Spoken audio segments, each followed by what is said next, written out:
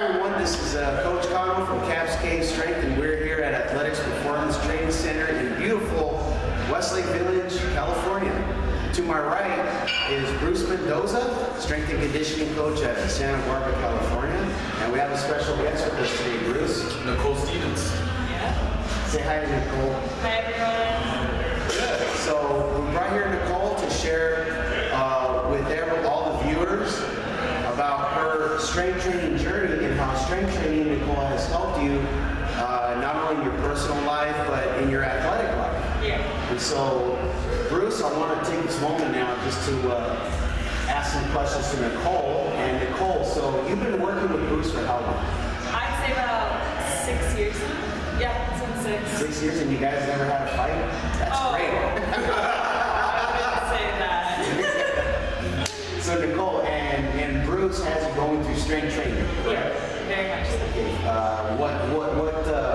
What does the training look like? Hips and abs, always. What particular lifts or exercises are you guys doing? Does he have any? You know, I'd like to comment on that. So Nicole came to me originally. She was a cheerleader, and she was a base, so it's a very demanding position. So she had low back issues and some intermittent shoulder issues. So the main focus originally was to get her low back strong enough and her shoulders stable enough so she could continue doing cheer. And that's where we started in the strength training. As far as when she says core and hips, every single time she'd come in, she'd say, what do we do with core and hips? And that consisted of bird dogs, stir the pots, paylock presses, hip medley, reverse hypers, glute ham raises, sled walking, a lot of sled walking, Every day. weighted sled walking.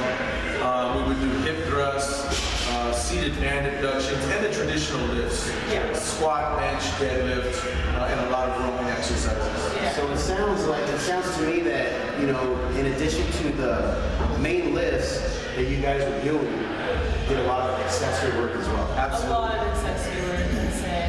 How many days a week do you train with Bruce? Originally, I trained with Bruce 3 days a week, and I would come after my practices, and I would come train with him after, but I would feel so much better leaving the gym with him than I would at practices. You know, when you're practicing a sport, it's very important to separate the two. Your skill work, which is your practice, and then your strength work. I believe that they should be separate. Sure. Yeah. You know, because you do, when you're playing a sport or practicing a sport, it's very skill specific, skill oriented. Whereas in strength training, there is a lot of skills, but the bottom line is to improve and increase the strength so that you can perform better and to prevent or minimize injury potential. Yeah, very much so. Good. Okay. So Nicole, what sports did you? We mentioned cheerleading. What other sports did you do while strength training? I did cheer all throughout high school. So for the first 2 years I was with Bruce, I was doing cheerleading and strength training. And then freshman year of college, I decided to join the track team. Good. Yeah. And so I mean, strength training played very side by side with that. And I continued, obviously, through my practices with strength training. And then I'm still in track, so it's been very helpful thus far. And I have my off season for track, and then I have my season for weightlifting as well. Question for you: How did strength training help you or improve your performance in track and field? Growing into track, being the least experienced was intimidating, but knowing that I had a very good strength training history behind me that no one else really had, made me faster than a lot of people I was with. And they've been doing track throughout high school and Manhattan, so it helped me a lot. So, are you saying that there are other track and field athletes who don't have a strength training base that you did? Oh yeah. And you're able to outperform them? In a lot of ways, it helped a lot. So if I can just kind of add to that, not only did Nicole made a progressive step to continuing cheer, pain-free, and enjoying it. Then she, with the strength training base, she got very into the lifting, so she competed in powerlifting events along the way and holds state records. She could deadlift over twice her body weight with just a belt. And then when she tried out for track in her freshman year of college, she literally never even ran to the car. She didn't run at all. There was no running involved. No jogging, no sprinting, no technique training. It was all strength-based, hips and core. And that allowed her initially, when they had their kind of like team times for the 60 meters, team testing for the 60 meters at her college that she attended, she had the fastest time with zero running experience. Zero. It was all strength-based. Good. So the strength base, once you develop the skills of running for track and field, the strength is already there to accelerate your performance. Yeah, I'd say so. Okay, good. And it's interesting, Bruce, because Nicole does strength training, but yet what I noticed about Nicole is that she doesn't look like a big gargantuan monster. Yeah. So I love it because it demystifies all the beliefs and perceptions that, you know, strength training is not good for women. Now, is that true, Nicole? Not at all. Not in your experience. No, if I wanted to look like a big person, it would be completely different. When you're doing track and field, you know, in track and field, you look very naturally athletic. Right.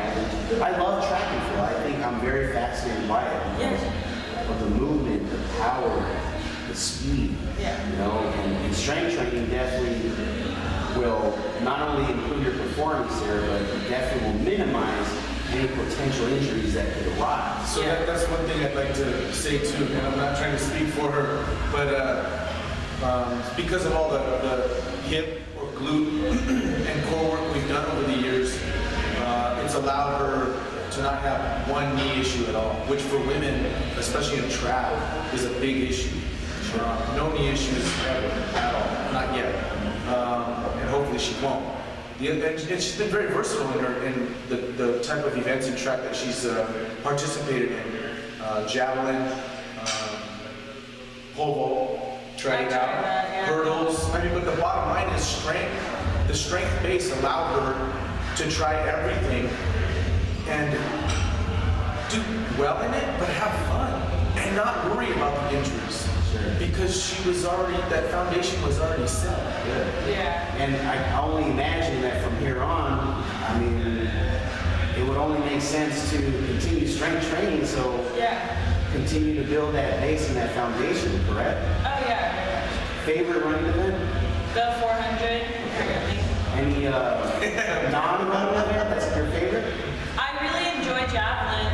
I wouldn't say I'm the best at it, but I really enjoy it. Let's just say there's room for improvement. Always. Favorite lift or lifts? Deadlift, by far. By far. All you have to do is stand up, so. Good. Any closing thoughts that you guys would like to share? Well, you know, one thing I'd like to add is Nicole's journey started with an injury. We got her out of pain and moving well, and then built strength upon that. And you know, a lot of the training wasn't just, it was core and hips, but it was technique also. Yeah. So technique, finding out where the weak points were in her technique of different lifts, and then strengthening those weak areas with the complementary or appropriate assistance movements. And she's been injury-free ever since she's been training with me. Yeah. Even so with powerlifting meets, the next day is just recovery. It's not a long-term recovery process. It's just a day or two, and you can start lifting again if you get there. Well, Nicole, thank you for coming down. We're here at Athletics for Cascade Strength. Thank you everybody for watching. This has been Coach Cano with Bruce Mendoza and Nicole Stevens. Thank you everybody. Keep watching, stay tuned. Talk to you soon.